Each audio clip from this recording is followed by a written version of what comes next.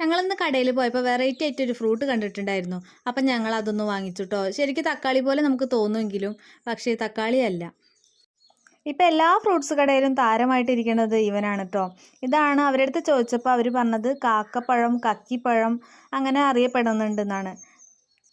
പിന്നെ ഈ പഴത്തെക്കുറിച്ച് അന്വേഷിച്ചപ്പോഴാണ് നമുക്ക് അറിഞ്ഞത് ഇത് ജപ്പാനിൻ്റെ ദേശീയ ഫലമാണ് ട്ടോ. പേഴ്സിമോൺ എന്നറിയപ്പെടുന്ന ഒരു ഫ്രൂട്ടാണ് അത്രേ. ആദ്യമായിട്ടാണ് ഇങ്ങനെ ഒരു വെറൈറ്റി ഫ്രൂട്ട് കാണുന്നത്. അപ്പം ഞങ്ങൾ അതൊന്ന് വാങ്ങിച്ചു നോക്കിയതാണ്. എങ്ങനെയുണ്ടെന്ന് അറിയാൻ വേണ്ടിയിട്ട് വാങ്ങിച്ചതാണ്. അങ്ങനെ ഞങ്ങളത് കട്ട് ചെയ്യാണ്. ഇതെന്താണാവോ സാധനം എന്ന് കരുതി കൗതുകത്തോടെ കുക്കു പിന്നാലെ ഉണ്ട് കേട്ടോ. അങ്ങനെ അതിനെ 4 കഷ്ണങ്ങളാക്കി മുറിച്ചെടുത്ത് നമുക്കൊരു പപ്പായ ചെനച്ചതിൻ്റെ പോലെയാണ് കാണുമ്പോൾ തന്നെ തോന്നുന്നത് കേട്ടോ. നമ്മൾ ടേസ്റ്റ് ചെയ്ത് നോക്കുമ്പോഴും അങ്ങനെ തന്നെയാണ്. ഒരു പപ്പായയുടെ ഒരു ടേസ്റ്റാണ് വരുന്നത്.